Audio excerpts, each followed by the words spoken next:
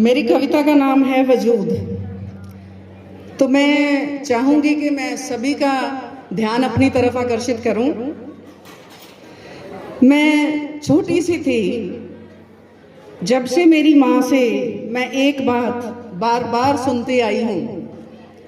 मैं छोटी सी थी जब से मैं एक बात अपनी माँ से बार बार सुनते आई हूँ, बेटा अपना वजूद बनाए रखना, दुनिया की नज़रों से इसे बचाए रखना। बड़ी मुश्किल से हमें अपनी पहचान मिली है, इस पहचान को सदा चमकाए रखना।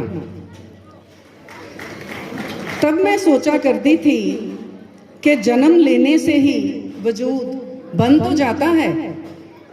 तब मैं सोचा करती थी कि जन्म लेने से ही वजूद बन तो जाता है, तो फिर क्यों हर कोई मुझे यही समझाता है, तो फिर क्यों हर कोई मुझे यही समझाता है कि बड़ी मुश्किलों से ये वजूद पाया है, कि हमारा नाम भी इंसानों की जून में आया है। मेरे वजूद का वजूद मुझे सोने नहीं देता, मेरे वजूद का वजूद मुझे सोने नहीं देता। आखिर वो कौन था जिसने मेरे वजूद को छेदा था? वो कौन थे जिन्होंने मेरे लड़की होने की पहचान को अपने गंदे पैरों थले रौंदा था?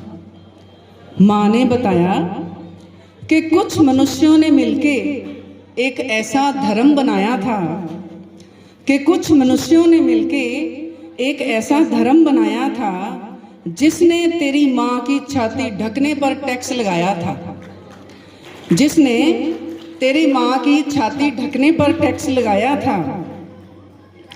इस गंदी सोच के कारण तेरी माँ का वजूद बहुत शर्माया था।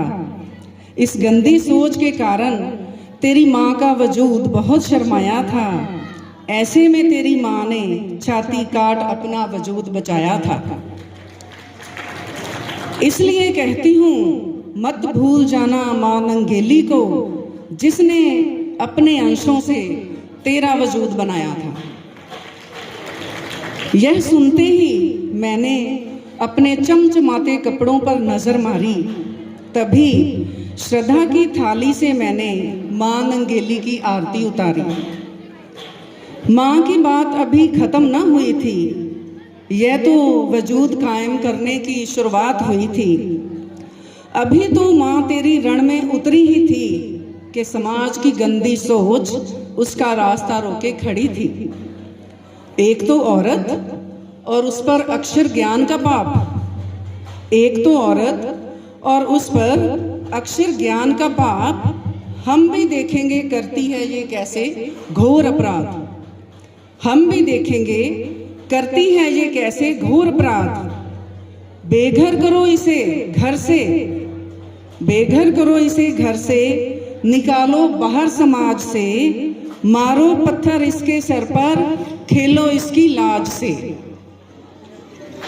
तेरी माँ अगर हौसला ना दिखाती तो मेरी बच्ची तू कभी भी पढ़ नहीं पाती।